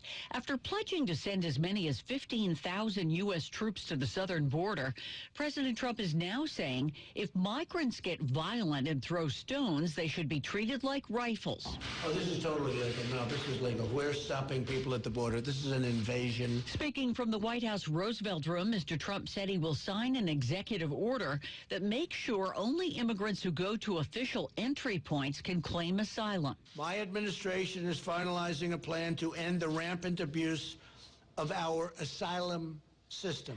Domingo Garcia with the League of United Latin American Citizens sees it as a vote-getting effort by the president. Just reprehensible that he's resorting to those type of tactics and treating immigrants as political piñatas to get points for the midterm elections. And U.S. law says any immigrant in the country is entitled to ask for asylum. CBS News Update, I'm Pam Coulter. Now, with your local forecast, weatherman Bob Kukin. Lots of cloud cover across the eastern panhandle this evening. A few showers beginning to develop, but they become more numerous through the overnight. Temperatures headed to a low of 62 first thing in the morning. Very mild Friday, highs in the 60s all day, up to about 68 degrees. Showers expected, a couple of thunder showers not out of the question. Those will linger through the evening. Rain ends on Saturday with highs in the mid-50s. I'm Bob Kukin, Talk Radio, WRNR. In whatever you do, it's good to go the extra mile. But when we go to Antwerp, Belgium to buy a diamond for you, we go the extra 7,982 miles, the distance from here to Antwerp. And when you see your new diamond, the sparkle in your eyes will tell us it was worth it to go the distance. Hi, I'm Lori from Bechtel Jewelers. Dave and I are leaving soon on a diamond buying trip. And here's what going the extra 7,982 miles means for you. A more beautiful diamond than you thought possible for your money. Antwerp is the diamond capital of the world. We work directly with the men and women who buy and cut the diamonds. We personally inspect thousands of diamonds to pick only the best out of each parcel. And believe me, we reject hundreds of diamonds for each one we buy. Would you like to own a diamond that will blow by other diamonds in a flash? We're ready to go the extra 7,982 miles for you. See us at Bechtel Jewelers, Route 11 south of 51 in Inwood. Your NBC Sports Radio update starts now. Some differing reports on the Raiders and the Niners tonight. They'll play in Thursday Night Football as to whether C.J. Beathard will be available. As we are being told, he is truly 50-50, which means Nick Mullins could end up starting coming off the practice squad. Dolphins wide receiver Kenny Stills still not at practice due to his groin injury. Julian Edelman was able to practice for the Patriots today. Sean McVay says for the Rams, Cooper Kupp should be available on Sunday, should be ready to roll.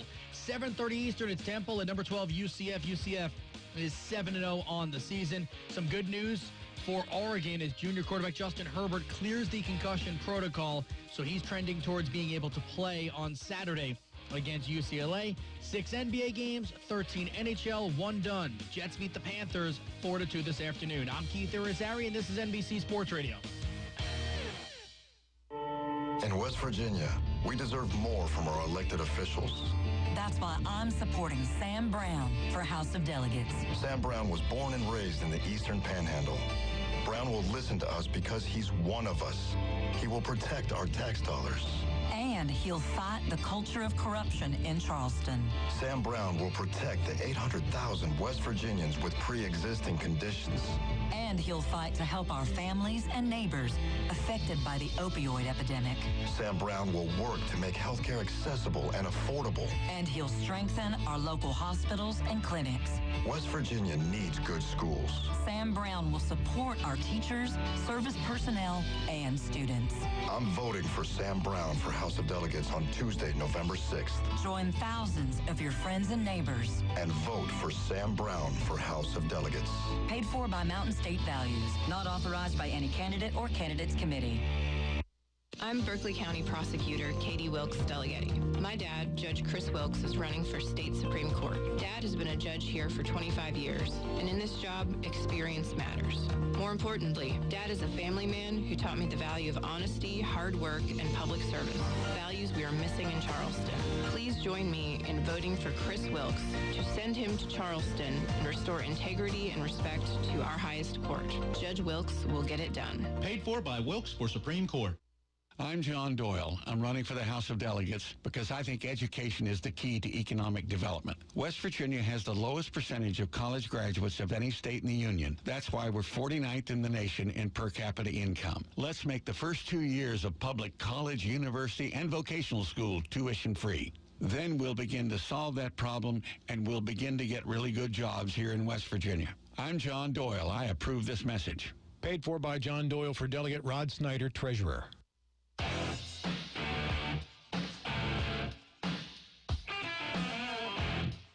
We welcome you back into Miller Time on this Thursday evening.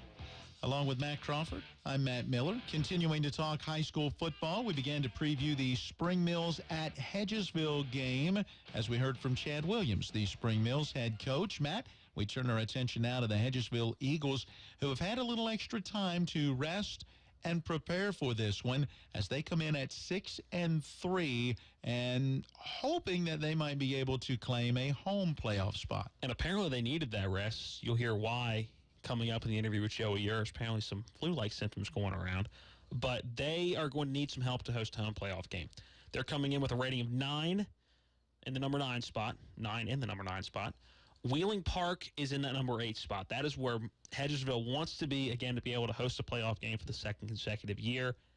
Wheeling Park's rating at 9.22. So a very tight race right there. Hedgesville has Spring Mills tomorrow night.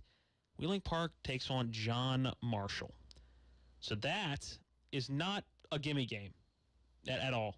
I mean, that's going to be a very difficult game between two teams that are very evenly matched, both 6-3 football teams. John Marshall doesn't quite have the bonus points. They're tied for 10th with Parkersburg. But a game where Wheeling Park and John Marshall are very evenly matched, I think is the best way to put it. And Hedgesville's facing it is in a game where, while it's going to be a tough game, it's a rivalry game, Hedgesville is favored in this game. Mm-hmm. And Hedgesville, I think when you look at numbers and you look at just one-on-one matchups, I think Hedgesville, rightfully, not only with their record, but just, again, team-on-team, has the advantage in this game. But there are other factors that go into it. Again, the weather. Mm-hmm. Hedgesville likes to throw the ball a lot, but, again, so does Spring Mills. And, again, you'll hear the other issues that have gone on within the Hedgesville program this past week. So not an easy game for Hedgesville, but they are very close and are in a very good position to host another home playoff game. As we caught up earlier this week with Hedgesville head coach Joey Urish, we asked him about the bye and the preparation for Spring Mills. Thoughts on your bye week, which you all were able to accomplish, and when you really started looking at Spring Mills? We started looking at Spring Mills last Sunday, but thank God we had a bye week last week. We had 20 guys out on Tuesday and Wednesday with strep throat and a stomach virus, so that happened at the right time. And we still got a couple guys that have missed yesterday and are going to miss it today. So it's been lingering, and I'm just glad we had that bye week at this late of the season with those guys getting sick. Even with those guys healing up, is there still a concern, getting out on the field and the energy that they'll expend, that they'll be able to have that energy? Yeah, absolutely. I mean, that was one good thing with us. I mean, we really only practiced 2 days last week because we wanted to just give them time to recuperate and go to the doctor and get on some medicine and do what they're supposed to do. So we watched a lot of film and, just had chalk talk and stuff, and that benefited us just as well as any practice would have been because they wouldn't have been able to give us full effort. So hopefully, those guys are able to come back out today, and have a good practice and get prepared for the game on Friday. When you look at Friday night, apparently there's going to be some bad weather. How do you prepare for that when your practices are, number one, either looking at film or in good conditions? Well, the good thing for everybody in this area is that I don't think it's stopped raining in, 6 months. So we're used to playing in the rain, and we're used to playing in wet conditions. And the only thing that concerns me, man, is our field and the implications that we could have for playoffs if we ended up having a home game. So outside of that, I think our guys are going to be fine. They're excited to play in the rain like always. I'm not sure they're going to be too excited to play in the cold, but, they're going to make adjustments, and we should be fine. Talk to us a little bit about the rivalry that you and Spring Mills are developing. I know this is just the sixth year of the school, but, many students that would have been at Hedgesville now at Spring Mills, and so that natural rivalry is there.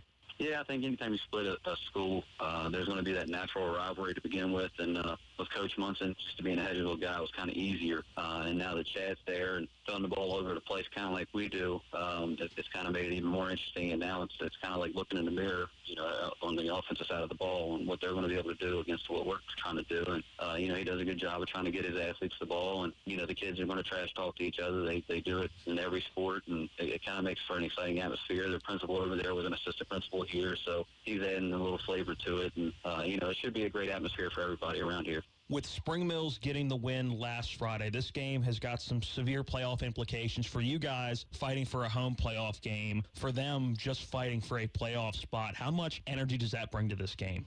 I think it adds a little more to it.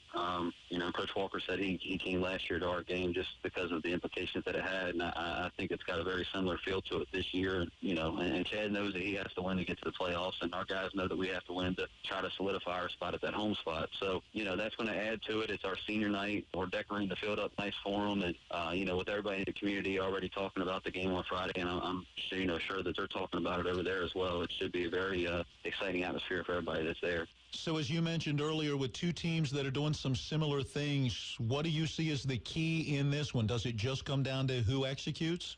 Ball control, turnovers, and penalties, man. Those three things have, killed us all year, and they've killed Spring Mills all year. So we got to be able to not turn the ball over. We got to be able to control the clock, and we can't shoot ourselves in the foot when we're sustaining drives or on the defensive side of the ball. And of course, I want our guys to be aggressive and don't let up on that. But they've done a better job the last 2 weeks of trying to hone that aggression in, and hopefully they can continue that on Friday. Coach, thanks a lot, and we'll see you Friday night. All right, guys. There you hear from Hedgesville Eagles head coach Joey Urish. His team victorious in this matchup a season ago, but as you've been doing your research, it's been a pretty even series. Yeah, they could even it up with a win tomorrow night. Hedgesville got the win in the inaugural matchup in 2013 and got the win last year in 2017, but the 3 years in between, it was Spring Mills. So tomorrow night, Hedgesville could tie this rivalry series up. And as Coach Urish mentioned at the end there, you heard him just talk about playing hard but being disciplined. Hedgesville's a team that up until the last couple weeks had a huge penalty problem, and a penalty problem when it came to dumb penalties and penalties that you scratch your head at and go, I get playing hard, I get playing aggressive, but that's just not thinking, or thinking that you're going to get away with something you're not. So the fact that they've gotten better with that the last couple weeks, I think bodes well for them, because that was one area of their game that definitely needed to be fixed. We'll have the broadcast tomorrow night. The way it looks, in the rain. 7 o'clock is the opening kick. The pregame at 6:30. We'll get it all started with Miller time beginning at 5. All right, let's take a break. When we return, we'll talk to Martinsburg head coach David Walker. The Bulldogs, after 10 straight weeks of play, finally have a bye heading into the postseason. That conversation comes your way next on Miller Time.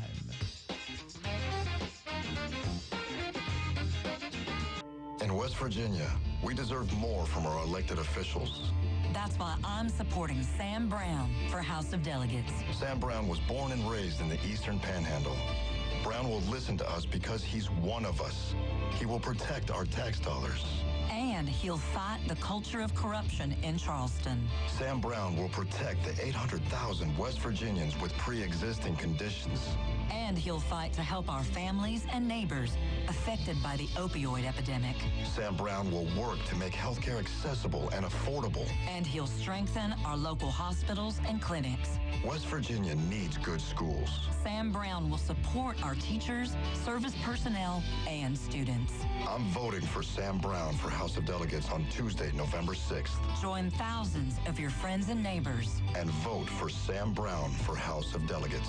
Paid for by Mountain State Values. Not authorized by any candidate or candidates committee. West Virginians believe in the right to life, but West Virginia's state constitution doesn't protect unborn babies. On Election Day, you have a chance to change that by voting yes on Amendment 1. Right now, your tax dollars pay for abortions in West Virginia. Last year, the lives of 1,500 babies were ended by taxpayer-funded abortion. Over the years, nearly 35,000 abortions have been performed, even painful late-term abortions, costing taxpayers nearly $10 million. 35,000 innocent little girls and little boys snuffed out. And you paid the bill. It's wrong. It's appalling. It must stop. If Amendment 1 passes, your tax dollars will not be used to pay for abortions anymore. Protect unborn babies. Stop taxpayer-funded abortion in West Virginia. On Election Day, vote yes on Amendment 1. Paid for by Susan B. Anthony List Education Fund. Shop Miller's Chrysler Dodge Jeep Ram today and find over 150 new and used vehicles to choose from. From gas savers to SUVs to four-wheel drive trucks, all of the new and most of the pre-owned vehicles come standard with a lifetime powertrain warranty. Now you can drive away with peace of mind knowing your vehicles are covered for life. And the best part about it, there are no service requirements with Miller's, and it's all included to you at no extra cost. That's right, no extra charge, and you're not required to service with us. Just follow the manufacturer's recommendations, and you're covered for life. With great quality vehicles and a great price, you can't miss with Miller's Chrysler Dodge Jeep Ram. Our courteous, experienced, and professional staff is waiting to assist you with finding the perfect vehicle that fits all of your needs. Unbeatable deals and excellent financing is right down the road. Stop in today. Miller's Chrysler Dodge Jeep Ram, Route 9 and Kelly Island Road, just east of Martinsburg, or online at MillerChryslerJeep.com. Miller's Chrysler Dodge Jeep Ram, home of the lifetime powertrain warranty.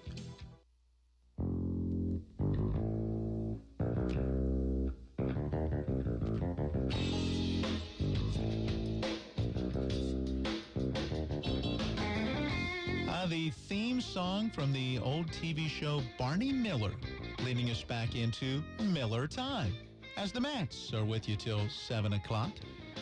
All right, Matt, we have talked about the 3 games that are being played in the EPAC. 2 tonight, Preston at Musselman, Washington at Jefferson. 1 tomorrow, Spring Mills at Hedgesville. We'll have the broadcast here. 1 team is on a bye, and it's the Martinsburg Bulldogs. And I'd say they've earned a rest after another perfect regular season, their 3rd in a row. There were 3 teams on a bye in AAA across the Mountain State. They and the competitors in the Mohawk Bowl last week with University and Morgantown. Morgantown, a big upset in that one, I think. A good game for them. But, yeah, Martinsburg deserves the week off. They've put together another very, very impressive season.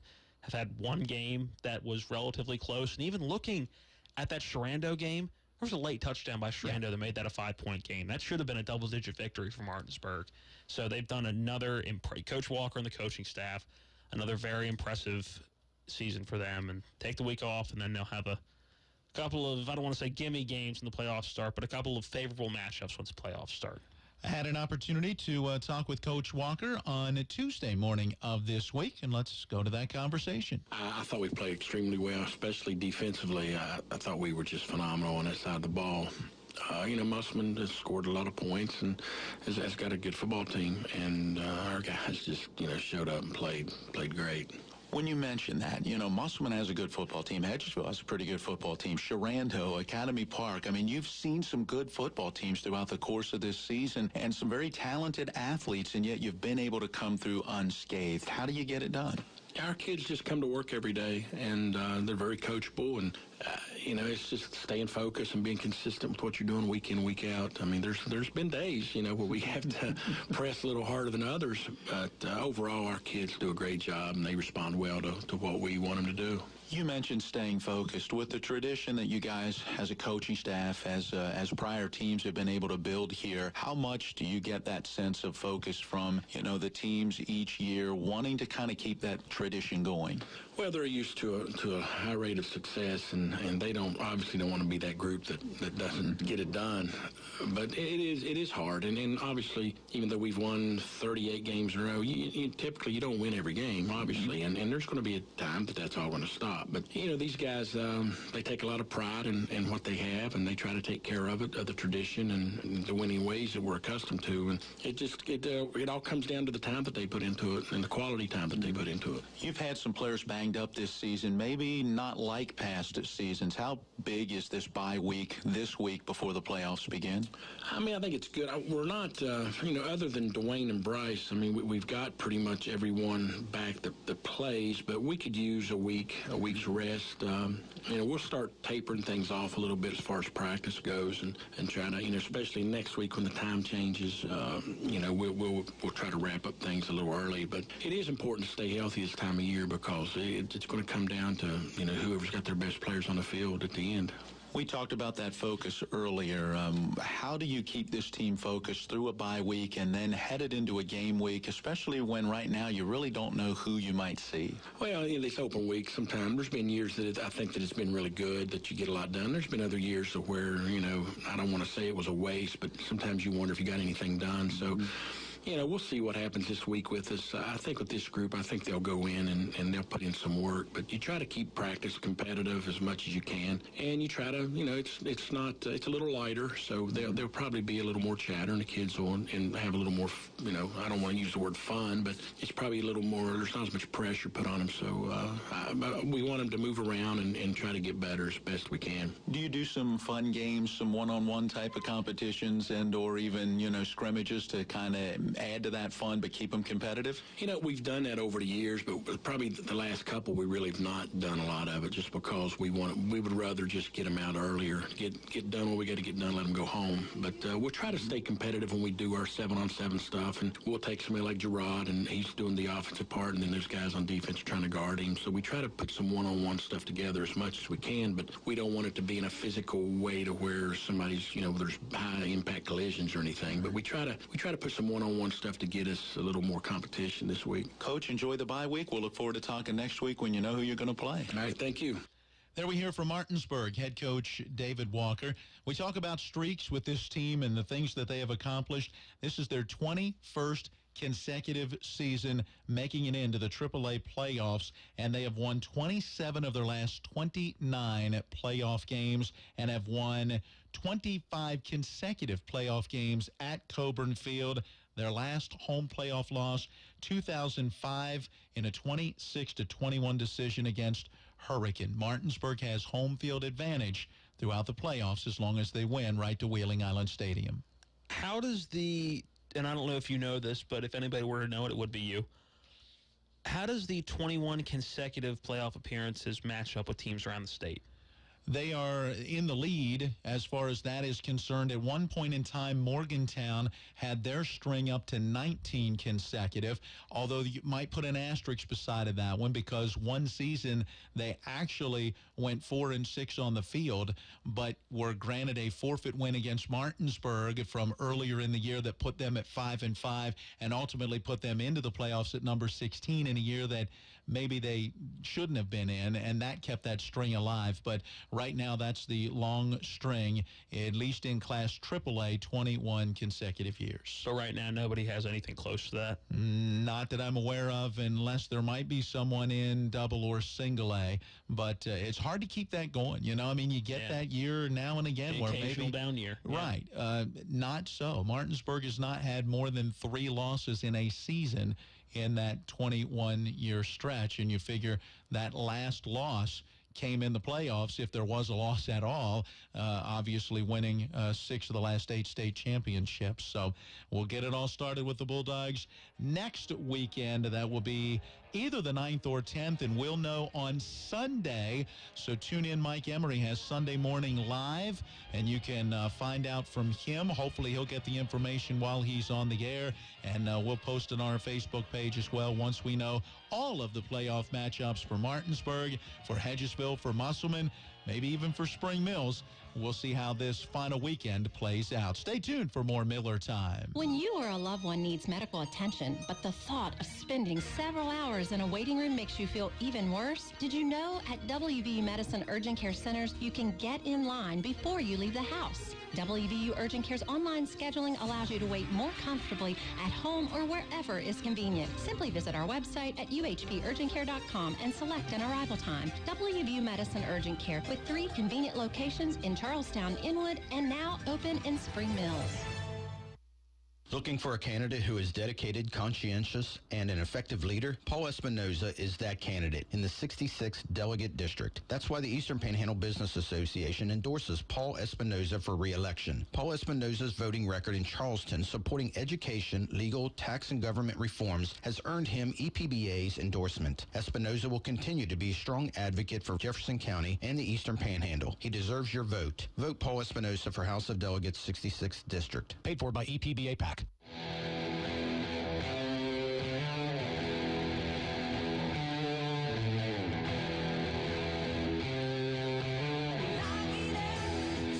We welcome you back into Miller Time on this Thursday evening, final about 4 minutes of the program, and we talk briefly about all that's going on right now surrounding this Maryland football program. And the latest thing to come out today is that the chair of the Maryland Board of Regents has now stepped down.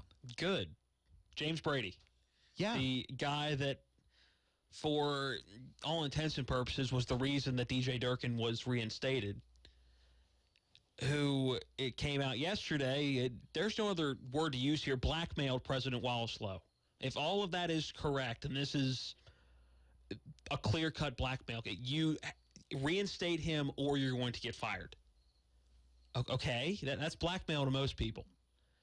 And which you saw Wallace Lowe announce he was going to retire, which it'll be interesting to see if that now gets, if he now decides he's not retiring. He's going to stay. If he's going to stay now that he doesn't have that heat from the Board of Regents.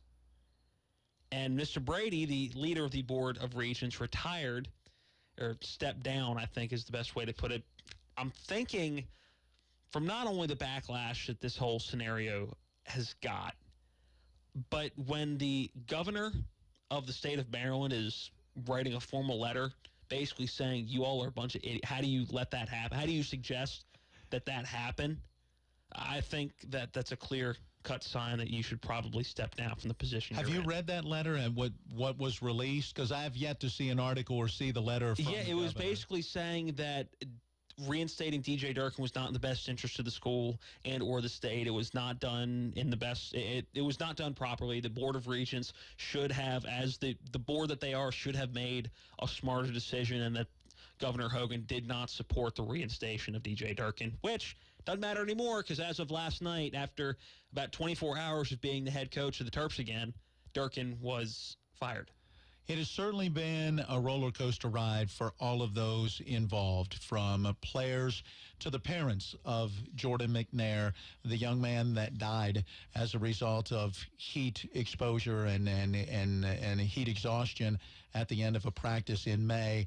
We have a couple of comments courtesy of ESPN. First, Terrapin's offensive lineman Johnny Jordan, who was a roommate with Jordan McNair. His thoughts. But I definitely did want justice for Jordan, and I think that, the right decision was made for justice for Jordan and for everything to be easier for us as players. Every morning when I wake up and leave the apartment and see, apartment C, where he lived, that's, my daily reminder, along with the several things I have in my room. But, yeah, this definitely helps a little. And then Jordan McNair's dad, Marty, commented as well on, just that roller coaster of emotion. I really didn't feel that there was any level of accountability for Jordan's death. And then it just kind of switched over to days. So there was a sense of relief that Dr. Lowe, and I commend Dr. Lowe for making the right decision. with insurmountable pressures to do something completely different yesterday. So the sense of relief, not only for my family, but for this team, Jordan's teammates as well. So there you hear from a couple of those certainly deeply affected by this. There's something wrong at the top. If you can go through all this, and the Board of Regents basically came out and said nothing is wrong, everything's okay, we're going to be back to normal, bring back DJ Durkin. It's amazing that being the almighty board of the University of Maryland, that's what they came to. I think there's something, there's a deeper problem within the university if your decision makers are coming to that conclusion after everything went on. That'll be the final word on today's Miller Time. Coming up next, it's the Bob Huggins Show. Talk Mountaineer basketball with the head coach. This is Talk Radio WRNR Martinsburg.